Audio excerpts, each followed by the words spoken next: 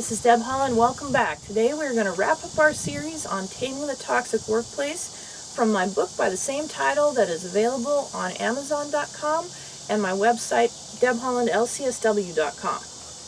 Today we're going to talk about the final strategy. What do you do when you're dealing with a toxic workplace? So far we've talked about setting realistic goals. There have been 3 of them so far. Today we're going to cover the 4th and final one. And the 3 have been solve the problem in its entirety. That's the ideal. There's a problem of relatively moderate size. There's people who really care, people who want to fix it, and things get resolved, and the organization's just a blip on the radar screen. They move forward.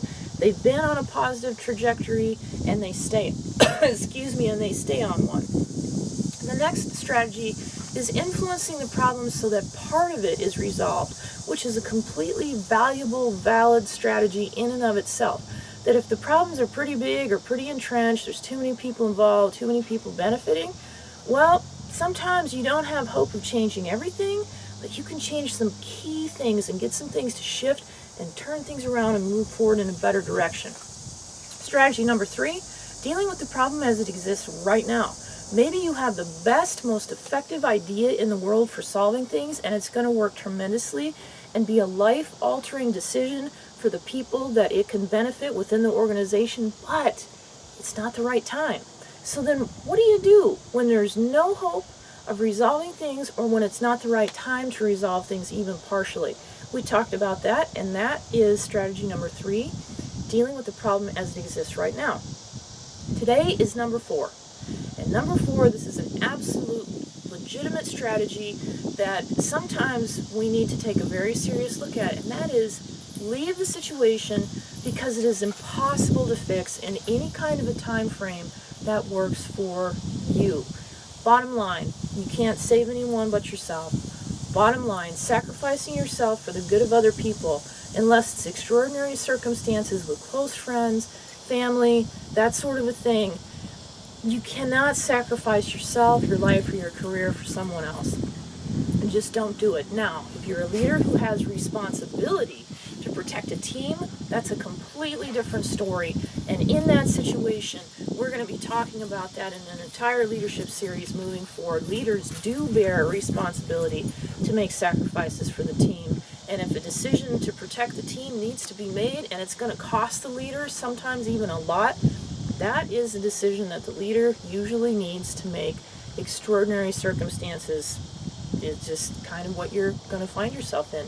And that's okay. That's part of the job. That's part of being a leader. But for line staff, for the average employee, meaning you have the average level of responsibility, that your job when things are wrong is to report them, not to fix them or to fight them. If that's the situation that you're in, then here's the thing. Leaving the situation because it's impossible to fix in any kind of a time frame that works for you, that's all a very important part of that thought, part of that concept, then it's a completely legitimate strategy to just move on. People have been doing this from the beginning of jobs existing. When things get to be too bad, they just move on. Excuse me. So how do you do that? Don't just quit. Unless your safety is at imminent risk, don't just take a walk because things got you too much one day. Now, if you're taking a walk because you're going to lunch, you're going home sick, or you just got to get out of there for a while, that's a totally different situation. That's actually a really healthy self-care strategy. But don't just walk off and quit because everything got to you. What we've talked about so far in the series, if you've missed the other videos so far, you're welcome to go back and pick those up, and I hope that you will. They're all free. They're on Facebook. They're on YouTube. And you can link to them from my website at debhollandlcsw.com.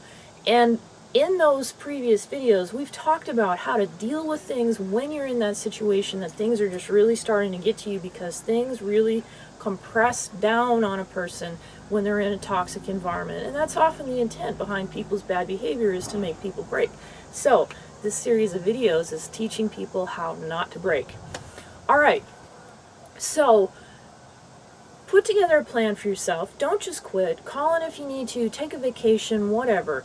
Now, if your safety, physical or emotional safety at work is something that we need to be talking much more about in this country, and we're going to be getting to that in the leadership series in the very near future here.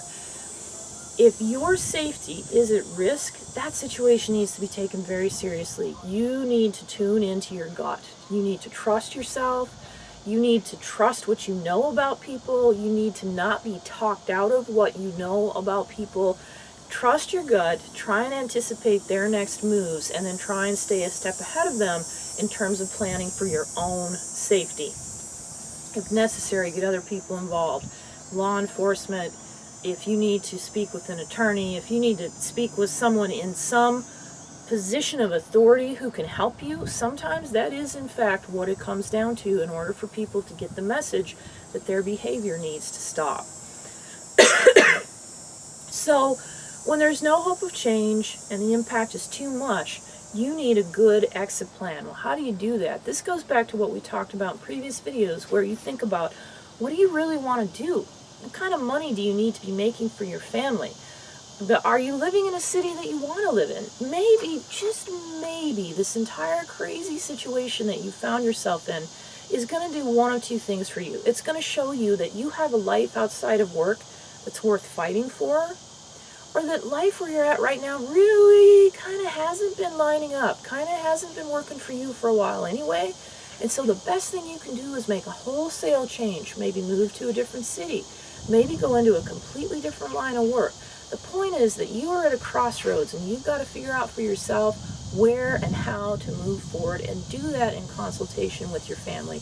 Never leave them behind or do any of this stuff at their expense. It defeats the entire purpose. So, the best thing about strategy number 4 is that once you're free, you're free. You're so free. You will find so much peace and happiness when you are out of the toxic environment. It will blow your mind what you survived, what you endured, what you lived through, what you overcame. And for that, you can be incredibly proud of yourself. My friends, this Taming the Toxic Workplace is a journey that's well worth it. None of us goes into a work environment saying, hey, I want to stink the place up, or I hope I work with a bunch of jerks. You know what? People make mistakes. They fall away from things that they know are right. They get themselves into trouble with addictions or all kinds of other behaviors that compromise their decision-making abilities. Some of them truly do want to hurt other people, and we've talked about those kinds of folks.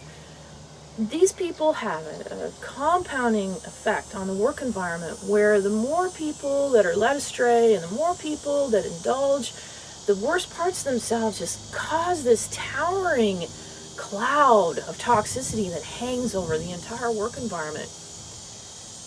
You have to do what you have to do for you. If you can't change it, influence it, or deal with it, you're going to have to leave it. So, come up with your exit plan. Be smart about it. Be strategic about it. Leave with your head held high, knowing that you did the best you could. Conduct yourself with grace, class, and dignity, because you are who you are, and whatever they've done to you didn't change that. It didn't take that away from you. And realize that once you walk out that door for the very last time, you are free.